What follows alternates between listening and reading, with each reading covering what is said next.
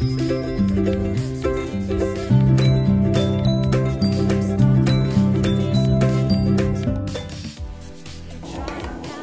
everyone! Sa araw na ito, gagawa tayo ng napakasarap na tinolang manok. Dito sa ating pot, maglagay tayo ng kunting oil.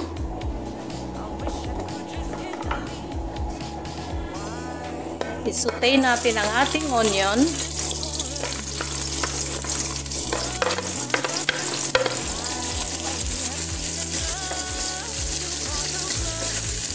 Hanggang mag-translucent lang, hindi yung kagaya ng nagigisa tayo ng mga gulay. Ito hanggang maglambot lang ang ating onion para lalabas yung kanyang napakasarap na amoy.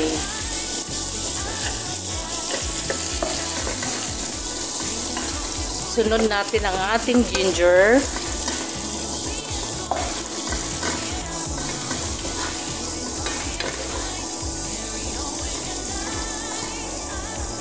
Ating garlic.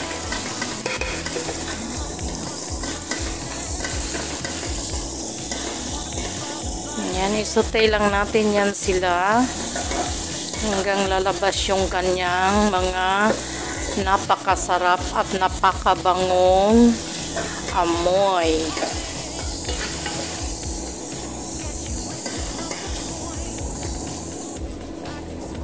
Ayan, pag lumabas na yung bango ng ating garlic and onion, tsaka ang ating ginger, ilagay natin ang ating manok. Ayan.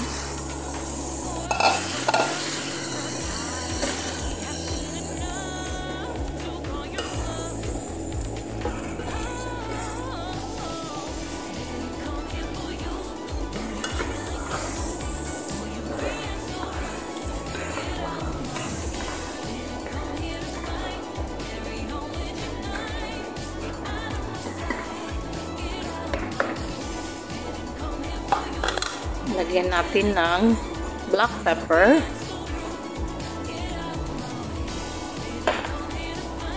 Ating salt. Ang salt, tansyahin na lang po, depende sa panglasa. Ayan.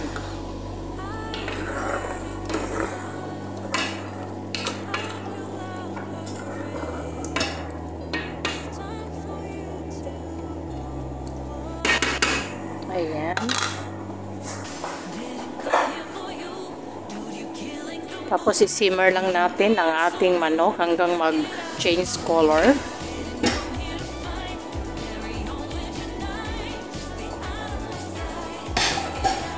Ayan. Mag-change color na ang ating chicken. Lagyan natin siya ng fish sauce. Lagay natin ang fish sauce. Lagyan natin ng chicken cubes or chicken broth.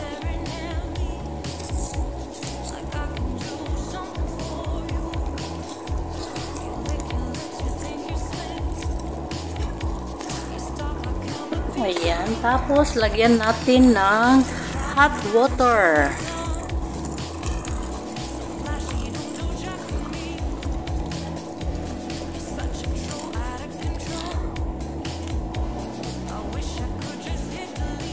Then, i-simmer lang natin ang ating chicken uli. Ayan. Sunod natin ilagay ang ating okra. Yung iba sayote at saka malunggay lang ang nilalagay. Dito, maglagay tayo ng iba't ibang gulay. Ayan. Isipin natin, nasa Pinas lang tayo. Lagyan natin ang ating okra. Lagay natin ang ating sitaw.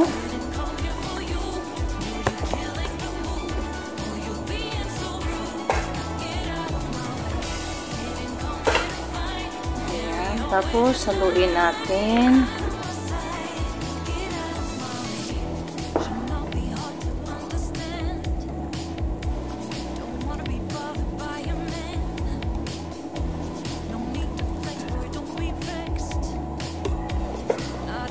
Ayan. Then, isimmer natin ulit.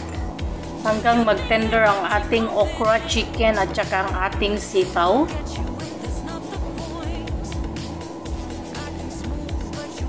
Ayan. Pagkatapos, ilagay natin ang ating radish. Ang ating radish, yung radish na bilog ito, yan. Lagay natin ang ating radish.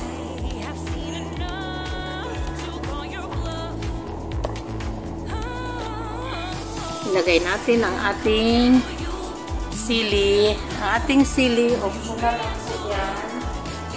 Ayan.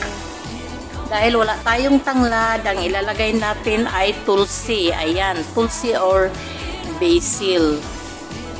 Mabango din ito at magpapasarap sa mga pagkain. Lalo na sa mga Italian cuisine, yan ang ginagamit nila.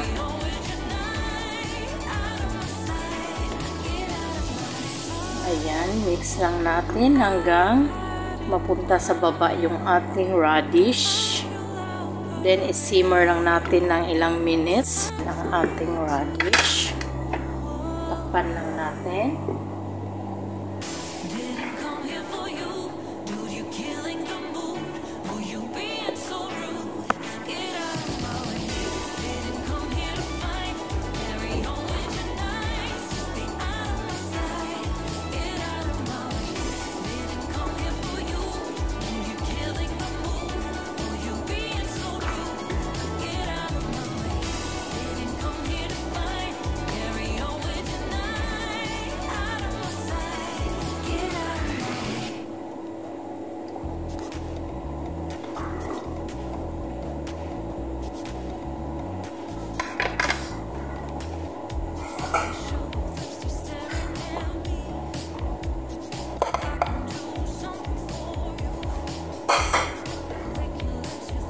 Ayan, tapos ilagay natin ang ating broccoli and cauliflower.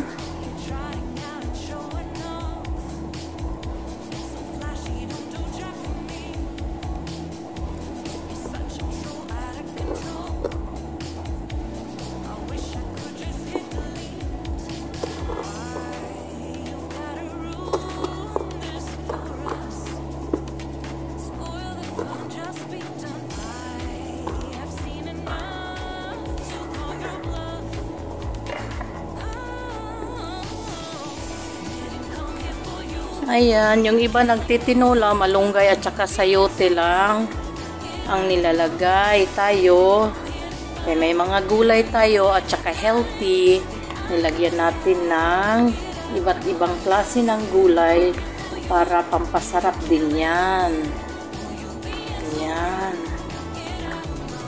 Mabilis lang itong maluto ang ating cauliflower at saka ang ating broccoli.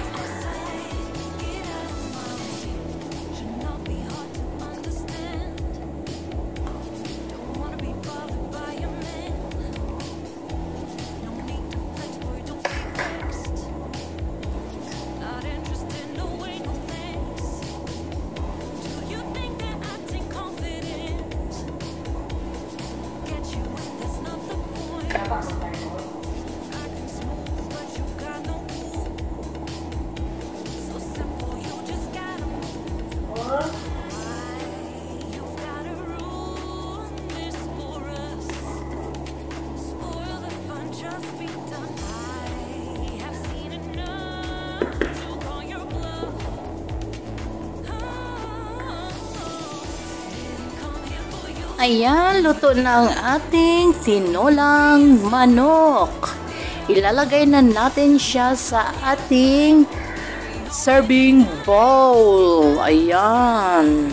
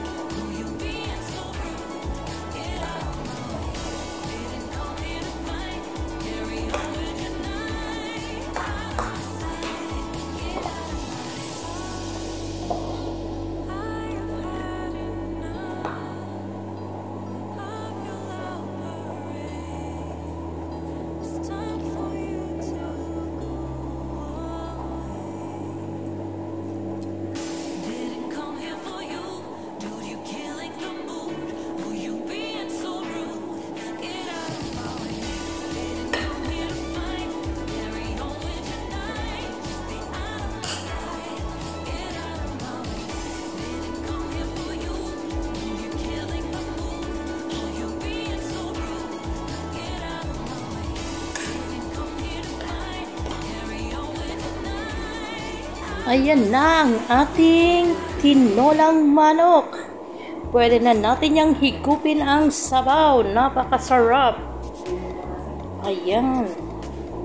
Perfect na perfect. Kung ayaw nyong kumain ng kanin, sa broccoli pa lang at saka cauliflower at saka yung ating radish na bilog, masarap na yan. Ayan.